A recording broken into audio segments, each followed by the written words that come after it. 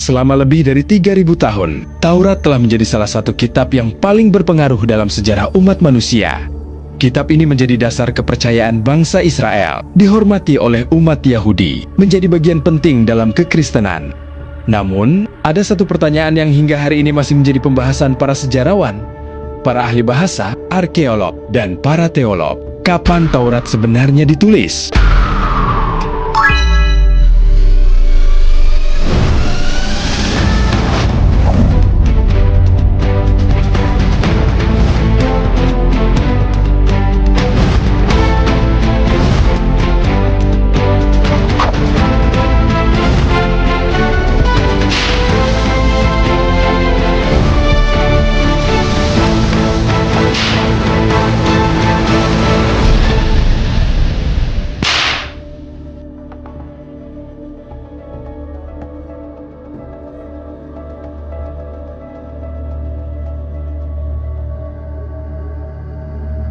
Sekilas, pertanyaan ini tampak sederhana, tetapi ketika para peneliti mulai memeriksa manuskrip kuno, bahasa, sejarah, dan bukti arkeologi, jawabannya ternyata jauh lebih kompleks daripada yang dibayangkan.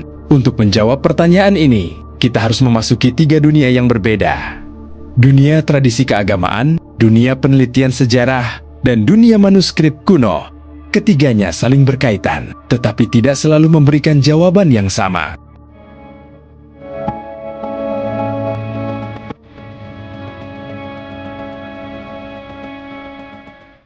Sebagian tradisi mengaitkan Nabi Musa dengan periode sekitar abad ke-15 atau abad ke-13 sebelum Masehi. Namun, penanggalan tersebut masih menjadi bahan pembahasan di kalangan ahli, karena bergantung pada cara membaca sumber sejarah maupun tradisi keagamaan.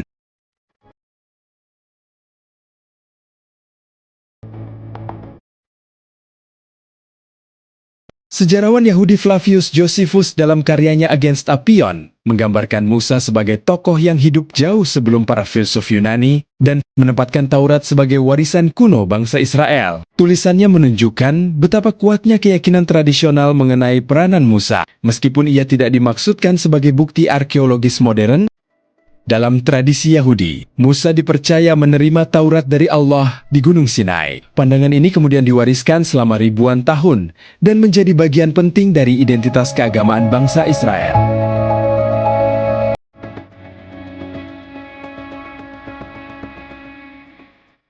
Filsuf Yahudi Maimonides menegaskan dalam 13 prinsip iman bahwa Taurat yang ada di tangan umat Israel berasal dari wahyu yang diberikan kepada Musa. Prinsip ini menjadi salah satu dasar penting dalam teologi Yahudi Rabani. Namun, ketika penelitian sejarah modern berkembang, muncul pertanyaan baru. Apakah naskah Taurat yang kita kenal sekarang benar-benar ditulis pada zaman Musa, ataukah proses penyusunannya berlangsung dalam waktu yang lebih panjang?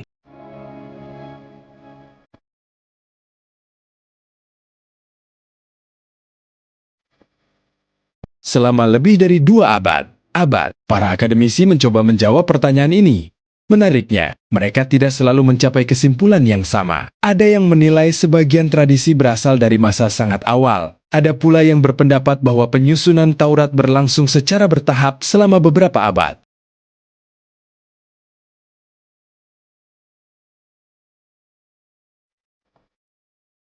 Richard Elliot Friedman berpendapat bahwa Taurat memperlihatkan jejak beberapa tradisi yang kemudian disusun menjadi satu karya. Baginya, memahami proses penyusunan tersebut membantu menjelaskan mengapa terdapat perbedaan gaya bahasa dan pengulangan kisah dalam Pentateuch.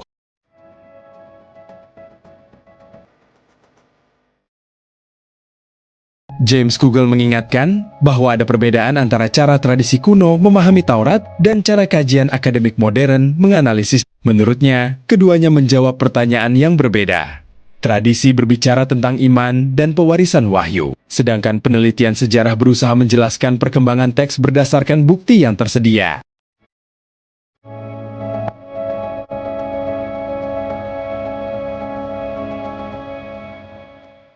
Maka, sebelum kita bertanya, kapan Taurat ditulis? Kita harus terlebih dahulu memahami apa sebenarnya yang dimaksud dengan ditulis. Apakah saat wahyu pertama kali diterima, saat mulai dicatat, saat seluruh kitab selesai disusun, atau saat manuskrip yang masih bertahan hingga kini dibuat?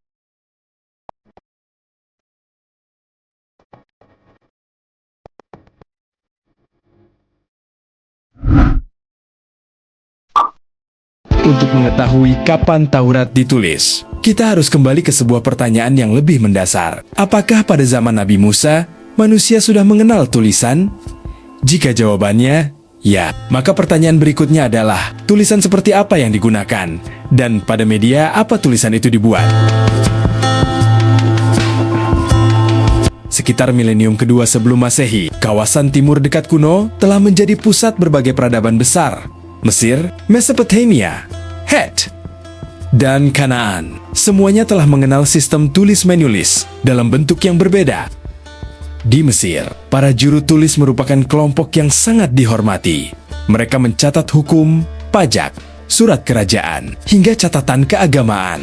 Sebagian besar ditulis di atas papirus, sementara prasasti penting dipahat pada batu.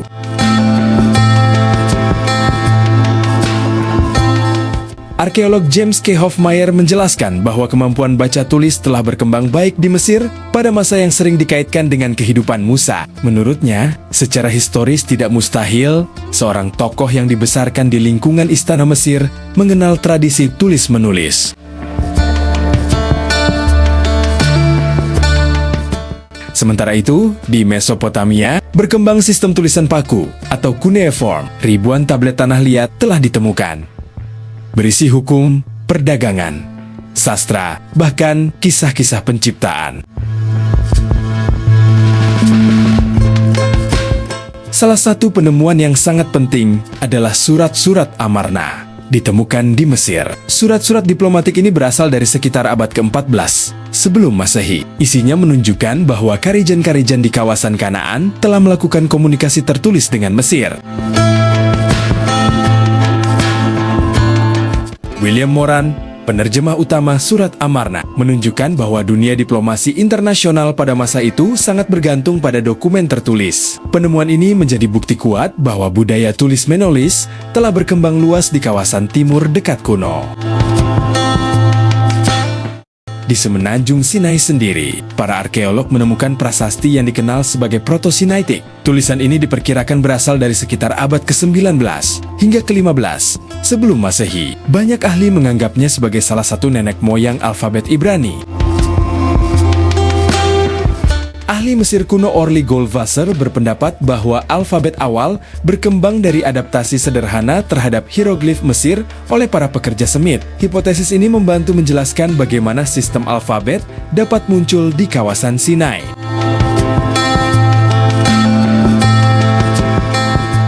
Jika memang terdapat catatan pada masa Musa, media yang mungkin digunakan bukanlah kertas seperti sekarang, melainkan papirus, kulit binatang, atau batu. Semua bahan tersebut mudah rusak oleh waktu, sehingga sangat sedikit yang mampu bertahan hingga ribuan tahun.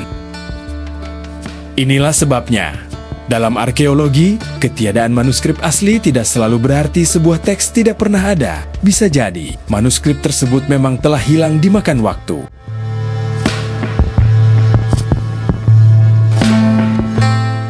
John J. Collins mengingatkan bahwa keterbatasan bukti arkeologi membuat para sejarawan harus berhati-hati. Mereka hanya dapat menyimpulkan berdasarkan bukti yang berhasil ditemukan, bukan berdasarkan semua dokumen yang pernah ada.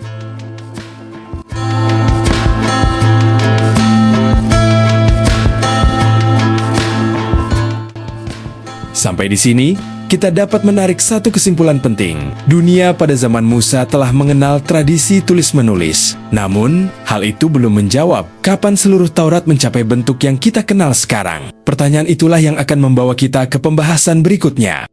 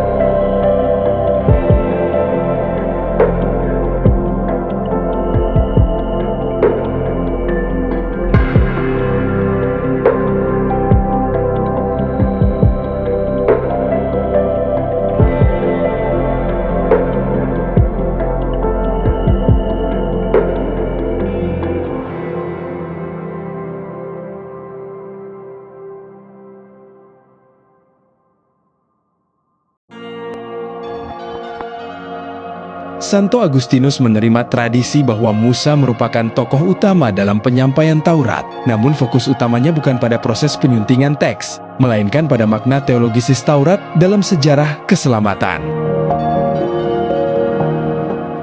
Dalam Islam, Taurat juga dipandang sebagai kitab wahyu. Al-Quran menyebut bahwa Allah menurunkan Taurat kepada Nabi Musa sebagai petunjuk bagi Bani Israel. Namun Al-Quran tidak menjelaskan secara rinci proses historis penyusunan naskah Taurat sebagaimana dibahas dalam kajian akademik modern. Sampai di titik ini, ketiga agama Abrahamik memiliki satu kesamaan penting.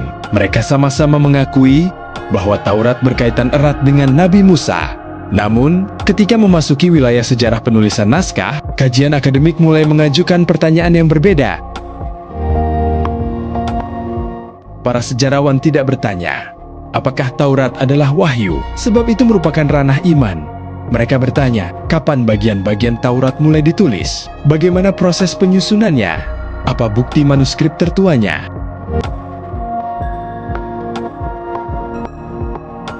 James Kugel menjelaskan bahwa pembacaan tradisional dan pembacaan akademik berangkat dari pertanyaan yang berbeda. Tradisi bertujuan menjaga warisan iman. Kajian sejarah berusaha menjelaskan perkembangan teks berdasarkan bukti bahasa, manuskrip, dan konteks sejarah. Menariknya, para akademisi sendiri tidak sepakat mengenai kapan Taurat selesai disusun. Richard Elliot Friedman, John Van Seters, Conrad Smith, Joel Bowden, maupun Ralph Rentorf memiliki model yang berbeda. Mereka sama-sama meneliti teks yang sama, tetapi sampai pada kesimpulan yang tidak selalu seragam.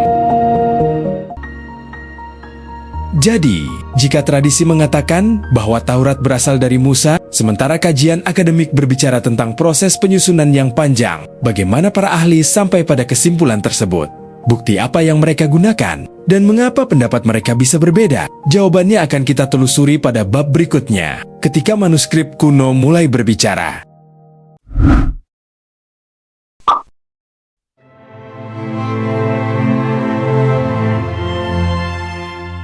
Jika kita ingin mengetahui kapan Taurat mulai ditulis, maka kita harus bertanya kepada saksi yang paling jujur. Bukan tradisi, bukan pendapat, melainkan manuskrip kuno. Manuskrip tidak berbicara dengan kata-kata, tetapi usia, bahan, tinta, dan tulisan di dalamnya dapat menceritakan sejarah yang panjang. Sayangnya, sampai hari ini, tidak ada manuskrip asli yang dapat dipastikan berasal langsung dari masa Nabi Musa. Hal ini menjadi titik awal hampir seluruh penelitian modern mengenai Taurat. Sebagian besar naskah kuno ditulis di atas papirus atau kulit binatang. Kedua bahan tersebut sangat rentan terhadap kelembapan, api, jamur, serta kerusakan akibat waktu. Karena itu, dalam arkeologi, manuskrip yang bertahan selama lebih dari 2000 tahun merupakan pengecualian yang sangat langka. John G. Collins menjelaskan bahwa sejarah teks Ibrani harus direkonstruksi dari bukti yang masih bertahan, bukan dari naskah asli yang sudah hilang. Oleh sebab itu, para peneliti membandingkan banyak salinan dari berbagai periode untuk memahami perkembangan teks. Tahun 1947, sebuah penemuan besar mengubah dunia studi Alkitab. Di wilayah Qumran, dekat Laut Mati, para penggembala Badui menemukan gua yang berisi gulungan-gulungan manuskrip kuno. Dead Sea Scrolls tidak hanya berisi satu kitab. Koleksi ini mencakup salinan dari hampir seluruh kitab dalam Alkitab Ibrani. Bagi Taurat, penemuan ini menjadi sangat penting karena memungkinkan para ahli membandingkan teks yang berusia lebih dari 2000 tahun dengan naskah-naskah yang lebih muda. Ahli kritik teks Emmanuel Tove menjelaskan bahwa gulungan Laut Mati memperlihatkan adanya beberapa tradisi teks yang hidup berdampingan pada periode tersebut. Temuan ini menunjukkan bahwa sejarah penyalinan teks lebih kompleks daripada yang sebelumnya diperkirakan. Setelah periode Dead Sea Scrolls, kita menemukan manuskrip-manuskrip penting lainnya, seperti Codex Vaticanus, Codex Sinaiticus, dan Codex Alexandrinus yang berasal dari abad ke-4 hingga ke-5 Masehi. Manuskrip-manuskrip ini membantu para peneliti memahami bagaimana teks diwariskan dalam tradisi Kristen awal. Untuk teks Ibrani, manuskrip lengkap tertua yang masih bertahan adalah Codex Leningradensis, yang berasal dari tahun 1008 Masehi. Naskah ini menjadi dasar bagi banyak edisi modern Alkitab Ibrani. Arandotan menjelaskan bahwa tradisi Masoret menjaga penyalinan teks dengan ketelitian yang luar biasa. Para juru tulis bahkan menghitung jumlah huruf dan kata untuk meminimalkan kesalahan penyalinan.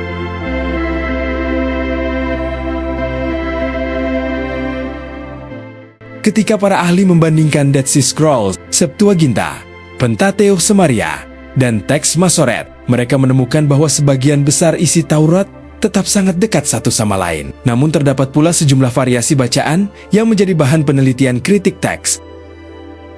Menurut Immanuel Tov, variasi tersebut mencerminkan sejarah penyalinan yang panjang, bukan sekadar kesalahan penulis. Temuan manuskrip ini tidak langsung menjawab kapan Taurat mulai ditulis. Namun, manuskrip-manuskrip tersebut menjadi dasar bagi berbagai teori akademik. Setiap ahli mencoba menjelaskan bagaimana teks berkembang, menggunakan bukti bahasa, gaya penulisan, sejarah, dan manuskrip yang tersedia.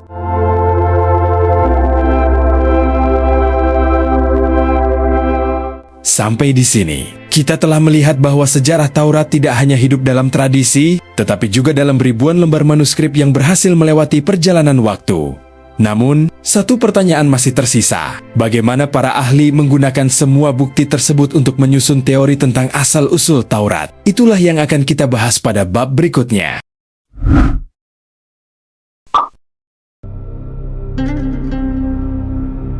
Setelah menelusuri manuskrip, kini kita sampai pada pertanyaan yang paling sering diperdebatkan. Kapan Taurat mencapai bentuk yang kita kenal sekarang? Jawabannya, ternyata tidak sesederhana satu tanggal atau satu nama. Selama lebih dari 2 abad, para ahli mengembangkan berbagai teori berdasarkan bahasa, gaya penulisan, arkeologi, dan manuskrip kuno.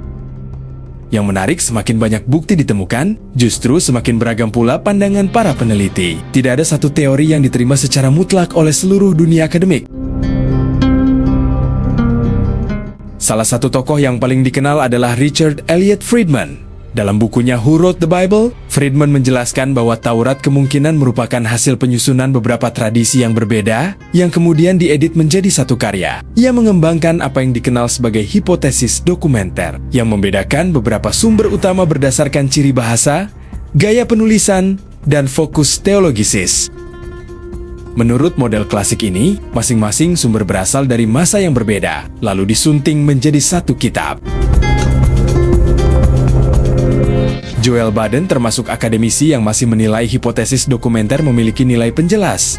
Namun menurutnya, teori tersebut harus diterapkan dengan analisis bahasa dan struktur teks yang lebih teliti dibanding bentuk klasiknya. Baden berpendapat bahwa perbedaan gaya penulisan dalam Taurat tetap menunjukkan adanya tradisi yang berbeda, meskipun proses penyusunannya mungkin lebih rumit daripada yang dahulu diperkirakan.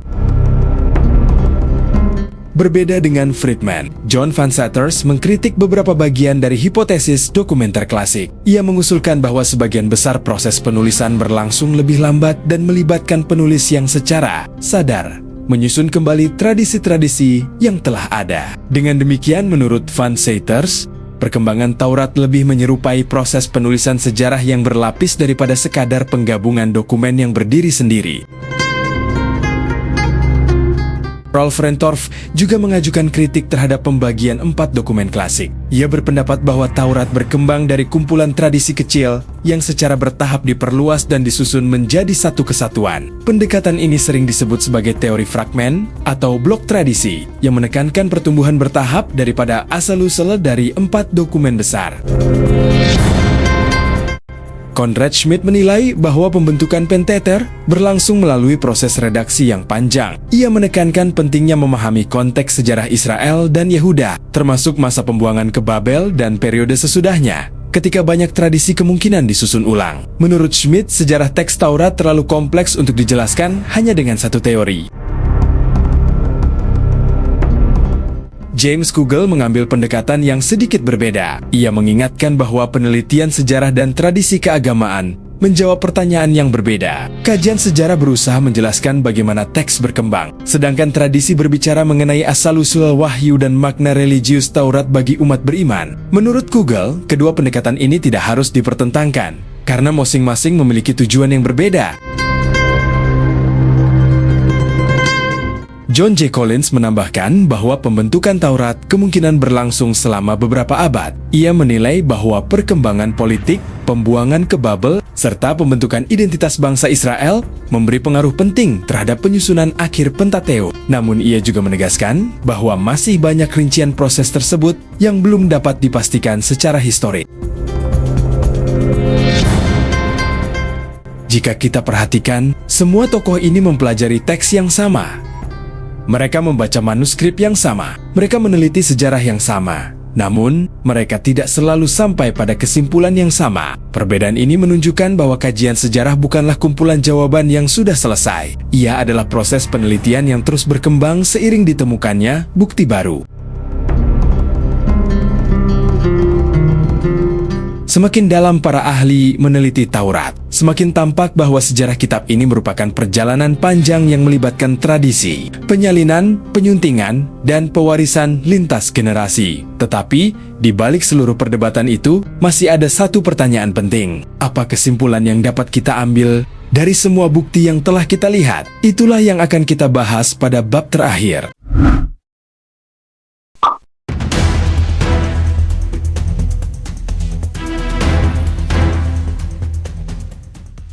Perjalanan kita menelusuri sejarah Taurat akhirnya membawa kita pada satu kenyataan yang menarik. Semakin banyak kita belajar, semakin kita menyadari bahwa sejarah tidak selalu memberikan jawaban sederhana. Kita telah melihat bahwa dunia pada zaman Musa telah mengenal budaya tulis-menulis. Kita juga mengetahui bahwa tradisi Yahudi, Kristen, dan Islam sama-sama menghubungkan Taurat dengan Nabi Musa. Namun, manuskrip tertua yang masih bertahan berasal dari masa yang jauh lebih kemudian.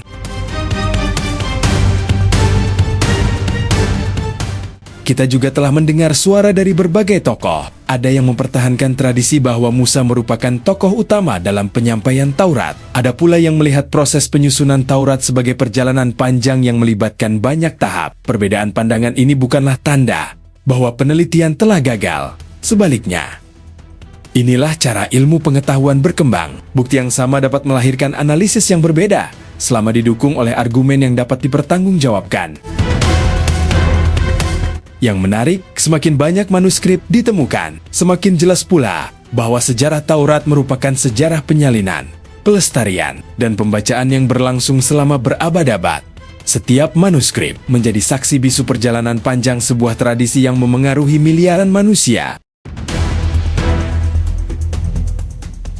Bagi sebagian orang, sejarah memperkuat keyakinan. Bagi sebagian yang lain, sejarah justru memunculkan pertanyaan baru. Keduanya adalah bagian dari perjalanan manusia dalam memahami masa lalu.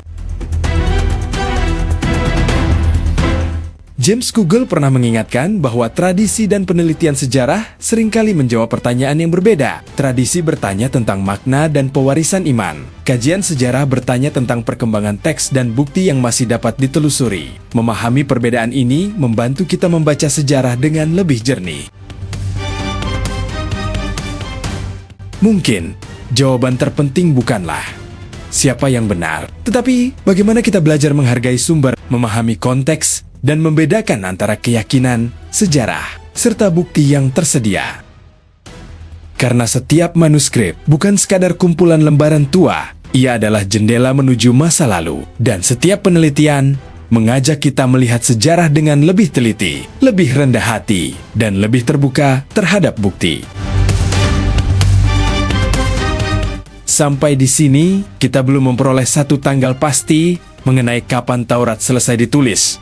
Tetapi, kita telah memahami mengapa pertanyaan tersebut begitu kompleks. Tradisi, manuskrip, arkeologi, dan penelitian modern, semuanya memberikan potenggen-potenggen sejarah yang saling melengkapi. Dan mungkin, justru di sanalah letak keindahan sejarah. Ia mengajak kita terus bertanya, terus meneliti, dan terus belajar.